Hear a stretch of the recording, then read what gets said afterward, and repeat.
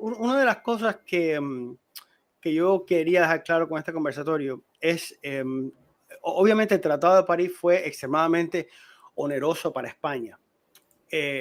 Y quiero recalcar, hay algo que no ha quedado completamente claro.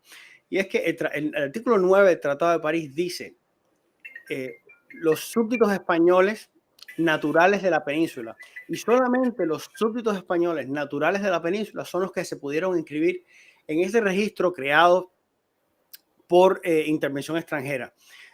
Dicho sea de paso, por supuesto, los súbditos españoles naturales de ultramar, es decir, aquellos españoles nacidos en Cuba y Puerto Rico, no pudieron inscribirse en el Tratado de París, no pudieron inscribirse en este registro de españoles para conservar su ciudadanía. Esa es la gran falta que nosotros ahora, 125 años después, estamos diciendo, bueno, eso fue ilegal. Eso es ilegal, es inconstitucional porque usted no le está dando la oportunidad a españoles, tan españoles como los naturales de la península, de poder conservar su ciudadanía. Esta falta de derecho de opción es realmente lo que nos da pie para nosotros ahora recurrir este artículo y decirle al tribunal, mire usted, este artículo es inconstitucional porque no le permite, no reconoce la ciudadanía española de personas que eran ciudadanos y que no les permitió, por supuesto, ejercer el derecho de opción. Seguro. Vamos. Bueno, entonces, Víctor, Sí. ¿tenías algo para comentarnos? Sí, a ver, Michael, mira, porque creo que hay algo aquí importante cuando hablas de la ciudadanía española de los cubanos y este tema que tiene que ver justamente con la ilegalidad, ¿no?, del artículo 9 del Tratado de París. Y yo creo que, aparte del gran desconocimiento que hay, sobre todo en el caso de los cubanos, que de eso hablaremos un poquito más tarde, creo que hay un punto que es importante salvar para que cuando comentes el tema la gente pueda entender un poquito mejor las cosas. Casi siempre hay como esa idea de que como el Tratado de París pues es algo que pertenece a la historia y de que ha pasado ya más de 100 años, es un poco irrelevante para el presente, justamente por el tiempo que ha pasado. Eso es lo primero, una especie de idea también en la gente de que quizás hace 100 años atrás no existían derechos como las cosas como esta. Y yo pienso que es una de las cosas que hace que la gente no vea importancia de precisamente ver lo que es la constitucionalidad o inconstitucionalidad, mejor dicho, de ese artículo 9, porque la gente como que tiene una idea de que hace 100 años atrás, pues eso de ciudadanía o cosas como esta no existían, que eso es algo un poquito como que de los estados más modernos digamos que de hace 50, 70, 80 años atrás, pero hace 100 años atrás eso no se contemplaba. Y creo que eso es uno de los errores que es importante también derribar, porque es uno de los mitos que al menos entiendo que en parte de la población cubana existe, ¿no?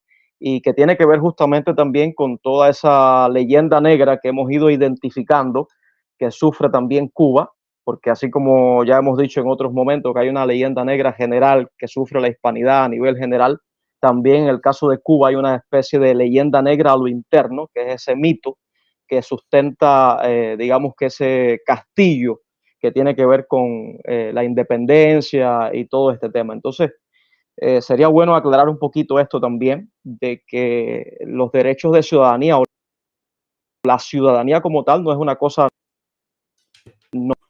Exacto. Tienes toda la razón. La ciudadanía novedosa, no es algo de hace 40, 50, sino que es algo que ya venía desarrollándose en el derecho. ¿Cómo no? Más Mira, tiempo. me gusta mucho que hayas tocado este tema porque fíjate, la ciudadanía es uno de los derechos más antiguos que tenemos. Claramente no se llamaba ciudadanía, no se llamaba ciudadanía siempre, pero es un derecho que nace o se perfecciona en la Baja Edad Media. Es decir, para que se tenga una idea, don Sebastián de Covarrubias, que hizo uno de los primeros diccionarios en español en el año 1611, trae la palabra, en su diccionario aparece la palabra naturalizarse. Es decir, que la ciudadanía era el derecho de naturaleza. Y el derecho de naturaleza implicaba justamente el poder usar los recursos propios del lugar, usar, por ejemplo, los tribunales de justicia, tener derecho a heredar, tener derecho a casarse, que se les reconozcan los hijos, o sea, una serie hay una serie de derechos que derivan de este derecho de naturaleza. Es decir, que es muy antiguo, como ya he dicho, y que se perfecciona cuando el individuo se desgaja de la tiranía de la tierra. Es decir, que tiene que ver con el Renacimiento, tiene que ver con la modernidad, pero es un derecho antiquísimo.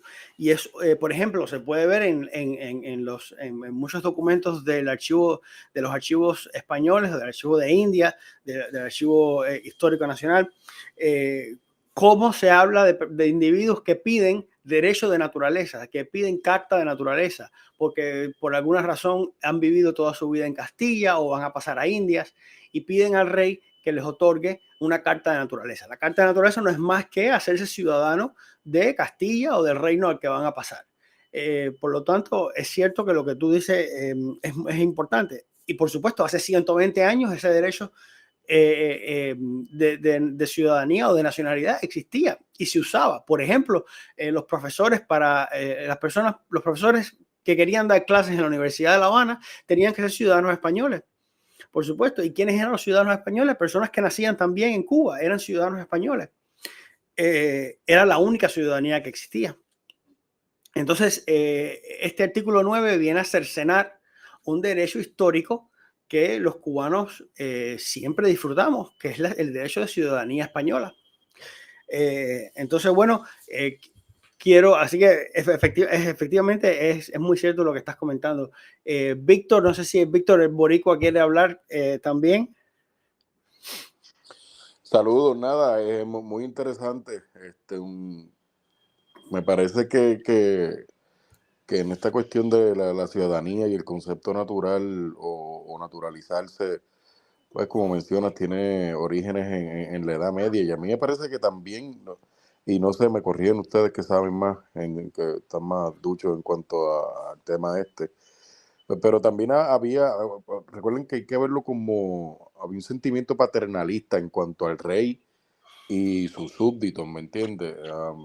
Los súbditos son hijos, básicamente hay una relación paternalista, precisamente son hijos del rey casi. De manera tal o sea, y entonces cada vez que mencionamos eso, me viene a la mente en esta ocasión cuando Magallanes tiene que jurar lealtad a la corona a la corona española para entonces realizar aquel viaje, que de Exacto. cierta manera me parece a mí que está renunciando a la ciudadanía portuguesa y abrazando entonces la ciudadanía española, con la cual pues logró lo que logró junto con Sebastián Elcano y demás. Nada, me parece bastante interesante. Lo que no me queda, lo que me parece que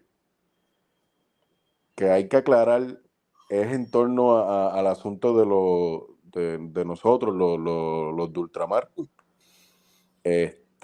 Porque si bien partimos de esa idea de que siempre fuimos súbditos del rey, súbditos de la corona, pues cuando la cuestión va madurando y va evolucionando, ya encaminándose, me parece a mí, a una percepción de un Estado ya más moderno, con el surgimiento de constituciones formalmente y demás, pues habría que ver, porque muchas veces pues no nos aplicaron por completo los mismos derechos que a los peninsulares, pero pues eso es otro asunto. Me parece que aunque es otro asunto, pues camina de la mano. Y pues todo esas desigualdades que también se van a fomentar entre los Bueno, peninsulares y los de ultramar, pues hace precisamente que dentro de la corriente reformista surja los asimilistas, aquellos que en el siglo XIX pedían que se aplicasen las mismas leyes, los mismos derechos y privilegios que a los peninsulares. claro, Pero pues una cosa no quitaba la otra, seguíamos siendo súbditos del rey, nacidos en un territorio contra esa español. corriente estaban los autonomistas, ¿no? Que eran las dos grandes corrientes que existían. Pero debo recordar que, por ejemplo, la salida de Cuba y Puerto Rico del ámbito constitucional español que se produce en 1837, si eso es a lo que te estás refiriendo, tiene como antecedentes dos hechos históricos que son importantes que no se pueden dejar de mencionar. Uno es el tratado con Inglaterra que prohíbe la trata de esclavos, y otro es los sucesos de la granja de San Ildefonso, que restituye la Constitución gaditana. Entonces, con esa premisa, esos son los elementos que ocurren en España.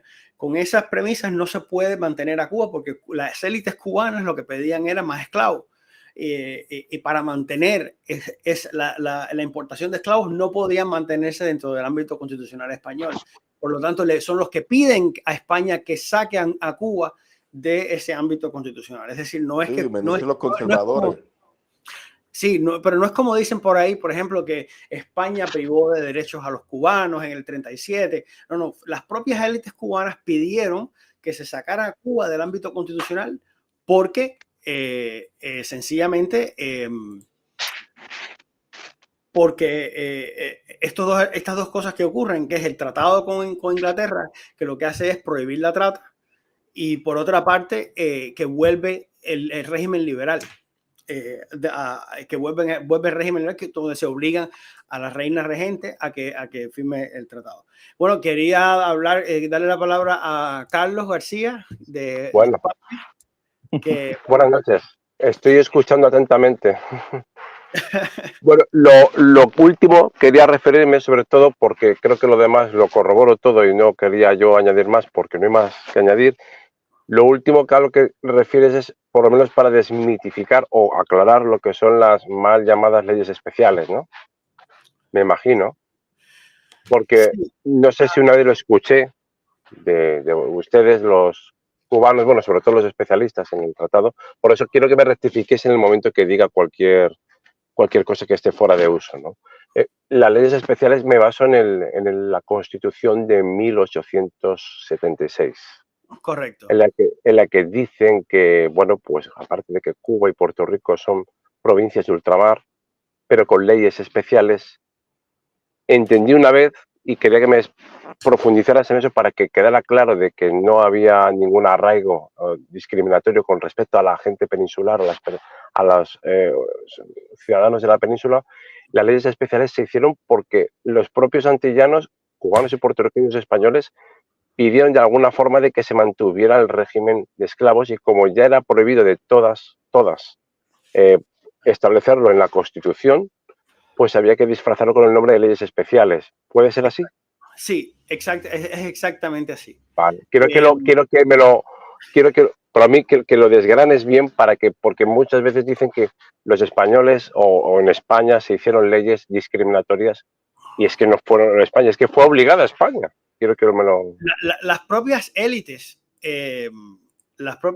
cubanas le pidieron a España ese principio de especialidad, porque tenían que salir del ámbito constitucional y por eso es que España hace eso. Por otra parte, también hay que entender que en el año 30, estamos hablando de 35, año 35, 37, sí.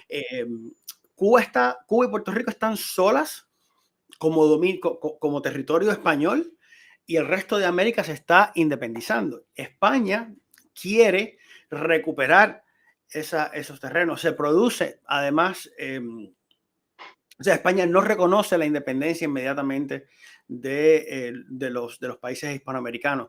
El primero es México en el año 36, después Venezuela en el 45. O sea que España tiene una intención de usar a Cuba sobre todo como punta de lanza para poder seguir tratando de recuperar sus territorios perdidos. Y por lo tanto, estamos hablando de que en la defensa de San Juan de Ulúa, por ejemplo, en México, Cuba era el punto de abastecimiento de esas guarniciones. Entonces, eso obliga a que Cuba tiene que ser gobernada como plaza sitiada, porque Cuba está en guerra, porque España está en guerra. ¿Me explico? Entonces, ¿Capitanía General puede ser? ¿Capitanía General? Claro. Ah, vale. Sí, exacto, pero lo que quiero decir es que ese es el contexto en el que se da, que hay que entender también que se da en un contexto de guerra, al punto que... Sí, Michael, en lo que se conecta Alex por allí, sí. Viendo un poquito parte de lo que estaba hablando Carlos, mira, yo tengo aquí unas notas de la prensa de la época que un poquito ayudan a esclarecer todo este tema que tiene que ver también con el tema de las leyes especiales y todo al respecto, porque hay como esa idea de que los cubanos y puertorriqueños no eran tan españoles como el resto, por decirlo de alguna manera.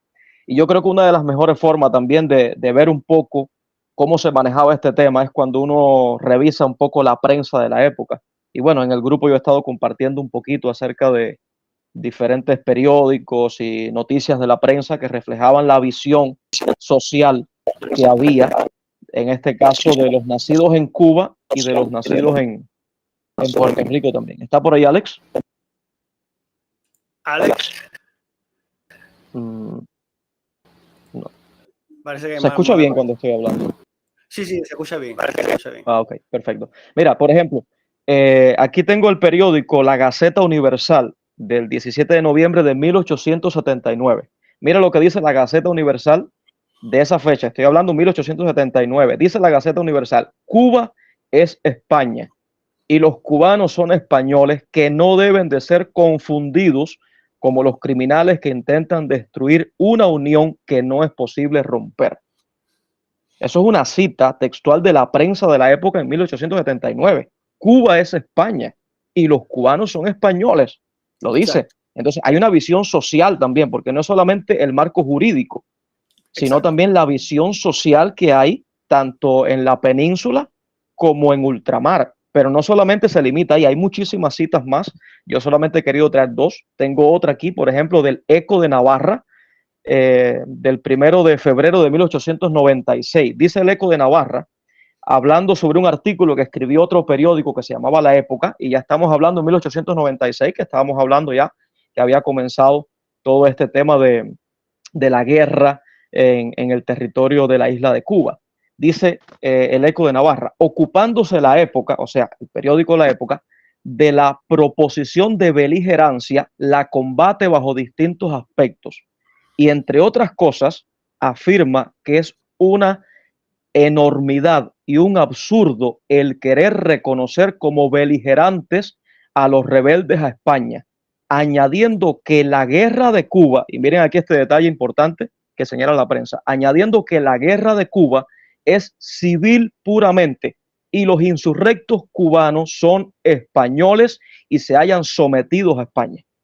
Exactamente. No, entonces, eso, yo creo que está muy claro, no solamente desde el marco jurídico, sino que desde la visión social también se asumía que los nacidos en Cuba, los naturales de Cuba, eran españoles completamente. Esa idea que ha surgido para, digamos, que crear una división en cuanto a categoría de españoles es una idea absurda que no encuentra sustento ni en el marco jurídico, ni encuentra sustento tampoco en la visión social, porque la prensa de la época dista completamente de la idea que hoy se está tratando de manejar para establecer una discriminación que en realidad nunca hubo. Exacto.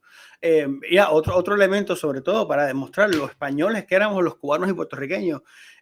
Hace unos días se estrenó el documental Hispanoamérica de López Linares, y un reconocido hispanista como Carlos Leáñez Aristimuño decía que en 1824, es decir, porque recuerda que los hispanoamericanos hacen un corte en el 24 con la batalla de Ayacucho, es decir, en ese momento ellos consideran que la relación con España se rompe, se consideran que entra en una latencia, pero fíjense qué cosa, toda Hispanoamérica cierra en el año 24, pero Cuba y Puerto Rico se mantienen un siglo más. Además de eso, no tenemos población relevante indígena, o sea, precolombina. Leáñez Aristimuño dice que en el 24 solo el 30% de la población era hispanoparlante, es decir, hablaba español.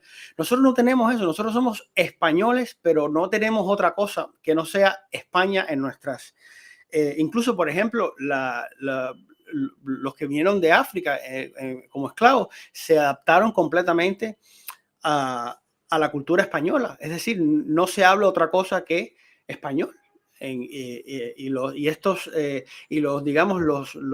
lenguaje que de origen africano está limitado a ciertas prácticas religiosas, pero toda la población de origen africano lo único que habla es español. Con lo cual nosotros, Cuba y Puerto Rico, tenemos una herencia española mucho más latente que el resto de Hispanoamérica. Y creo que eso es importante dejarlo claro, porque aún teniendo la más latente, nuestra ciudadanía fue sencillamente obviada con el Tratado de París. Sencillamente no se consideró que éramos españoles y se nos consideró y se nos impuso la ciudadanía. En el caso de los cubanos, la ciudadanía cubana, y los puertorriqueños, la ciudadanía norteamericana, casi 20 años después. Entonces, Ale, ¿estás con nosotros o no?